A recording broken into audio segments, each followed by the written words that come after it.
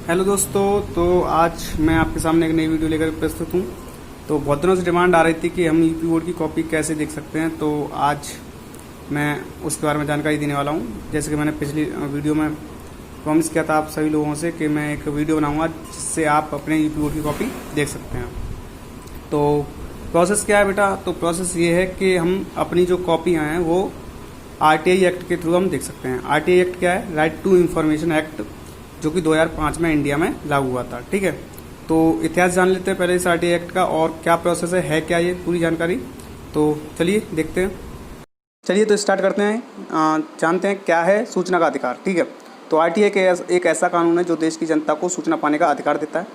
15 जून 2005 को इसे अधिनियमित किया गया था और पूर्णतः 12 अक्टूबर 2005 को संपूर्ण धाराओं के साथ इसे लागू कर दिया गया था।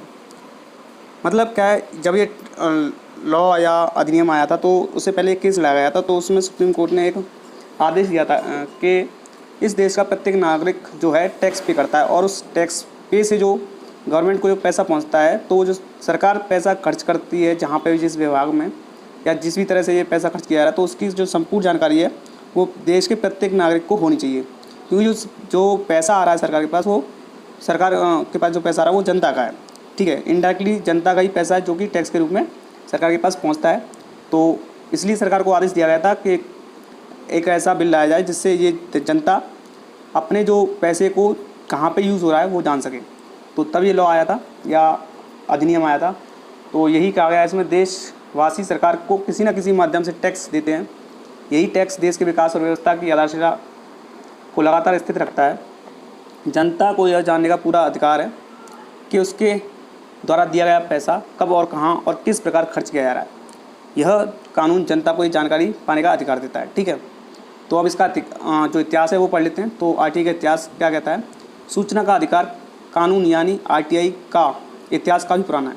आरटीआई के लिए तमाम संगठनों की लंबी लड़ाई के बाद यूपीए 1 की सरकार ने सूचना के अधिकार को हरी झंडी दिखाई। 2005 में इस कानून को लागू कर दिया गया और आरटीआई के तहत कोई भी भारतीय नागरिक राज्य सरकार और केंद्र सरकार के संस्थानों से जानकारी हासिल कर सकता है। ठीक है, वो जानकारी जो देश या राज्य के हितों के खिलाफ नहीं हो उसे आवेदनकर्ताओं को मुहैया कराया जा सकता है। भारत की सर्वोच्च अदालत इसके दायरे से बाहर है, लेकिन सीजीआई का दफ्तर अब आरटीआई के दायरे में आ गया है। मतलब क्या है, जो देश के हितों के खिलाफ हो या डिफेंस के मामलों से हो या विदेश मामलों से संबंधित कोई जानकारी हो, तो उसके मामले में जो सरकार है वो इंफॉर्मेशन प्रोवाइड नहीं कराएगी। लेकिन उसके अलावा कोई और जानकारी है तो वो जो जानकारी है उसे प्रोवाइड कराना होगा। ठीक है, अभी अपने एग्जांपल देखा होगा कि जो पीएम केयर फंड में जो पैसा आया था, तो किसी आदमी ने आरटीआई डाली थी कि कितना पैसा उसमें आया है। तो क्या हुआ, सरकार ने ये बताने से मना कर दिया। ठीक है, बट इसकी काफ़ी आलोचना हुई थी क्योंकि सरकार को बताना चाहिए था कि जो हमारा पीएम केयर फंड में जो अमाउंट आया है वो जनता के द्वारा दिया गया है और जनता को ये जानने का अधिकार है कि कितना पैसा आया और वो कहाँ पे यूज़ हुआ है। लेकिन जानकारी नहीं दी गई, जिसकी काफ़ी आलोचना हुई थी और मीडिया में काफ़ी ये बात आई थी। ठीक है, तो अब जानते हैं किन किन विभागों में ये जो आरटीआई का एक्ट है वो कार्य करता है। ठीक है, तो जो अगर हम इंफॉर्मेशन मांगते हैं तो देखिए किस रूप में आती है। Print out, disk, floppy, tape, video cassette के रूप में या अन्य कोई इलेक्ट्रॉनिक रूप में जानकारी लेना। ठीक है, कार्यों, दस्तावेजों, रिकॉर्डों का निरीक्षण और दस्तावेजों या रिकॉर्डों की प्रस्तावना, सारांश, नोट्स व प्रमाणित प्रतियां प्राप्त करना और सामग्री के प्रमाणित नमूने लेना। समस्त सरकारी विभाग, मतलब सारे सरकारी विभाग, पब्लिक सेक्टर यूनिट, किसी भी प्रकार की सहायता, सरकारी सहायता से चल रही गैर सरकारी संस्थाएं व शिक्षण संस्थान की जानकारी लेना। ठीक है, तो आपने इसमें नोट्स में पढ़ा होगा, देखो शिक्षण संस्थान की जानकारी लेना। ठीक है, तो इसी के अंडर में हमारा आएगा क्योंकि जो माध्यमिक शिक्षा परिषद है वो इसी के अंडर में आता है। ठीक है, और समस्त सरकारी विभाग, तो जो सरकारी विभाग है वो भी माध्यमिक शिक्षा परिषद है, तो उसके अंडर में हम ये जानकारी प्राप्त कर सकते हैं। प्रत्येक सरकारी विभाग में एक से अधिक जन सूचना अधिकारी बनाए गए हैं। मतलब जो जन सूचना अधिकारी जो इन्फॉर्मेशन प्रोवाइड कराएंगे, जो आरटीआई आवेदन स्वीकार करते हैं, मतलब अगर आप आरटीआई डालोगे तो वो उस आवेदन को प्राप्त करेंगे। मांगी गई सूचनाएँ एवं जो भी जानकारियाँ करते हैं तो उसे आवेदनकर्ताओं को उपलब्ध कराते हैं। जो जन सूचना अधिकारी है उसका ये काम है कि वो जो जानकारी मांगी जा रही है या जो आरटीआई के तहत जो भी सूचना मांगी जा रही है वो उसको प्रोवाइड कराए। ठीक है, और भी है, देखो जन सूचना अधिकारी को 30 दिन, मतलब क्या है, जो जन सूचना अधिकारी है उसको 30 दिन दिए जाते हैं कि वो जो मांगी गई जानकारी उसकी जो जानकारी दे। और अगर कोई मामला ऐसा होता है जीवन या स्वतंत्रता से रिलेटेड कोई मामला है तो उसको 48 घंटे में सूचना प्रोवाइड करानी पड़ेगी।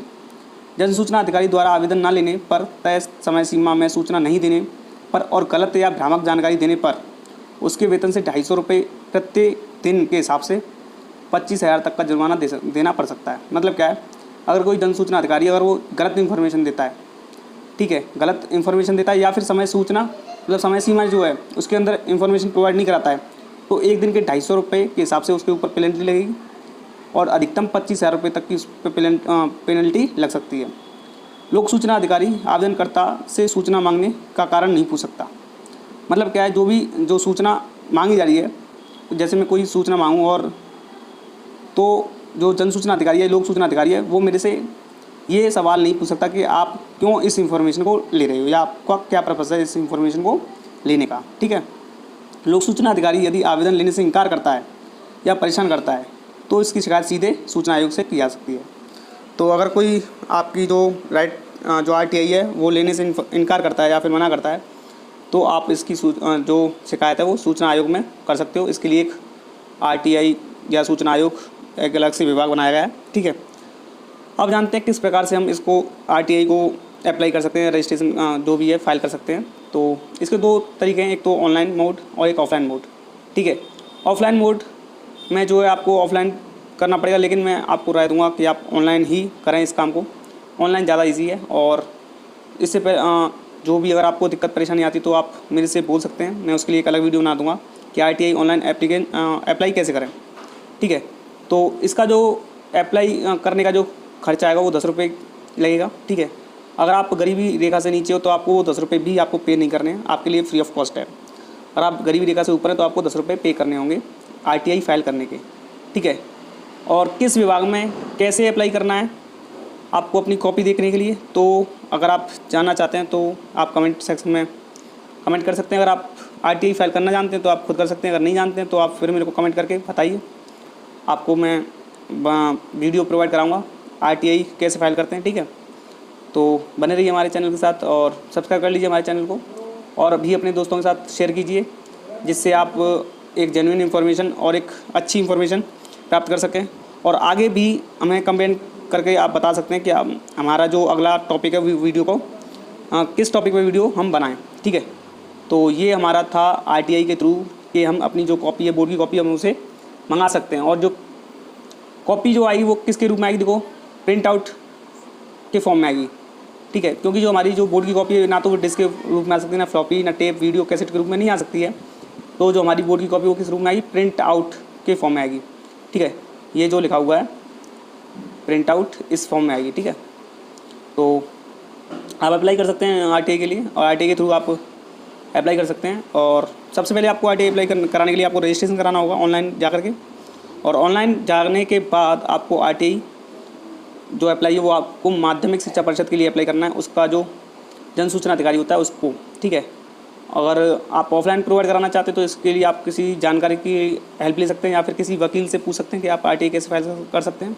और ऑनलाइन तो काफ़ी ईजी है, अगर आप चाहते हैं ऑनलाइन फाइल करें तो मैं आपके लिए ऑनलाइन भी एक वीडियो प्रोवाइड करा दूँगा। Okay, thank you.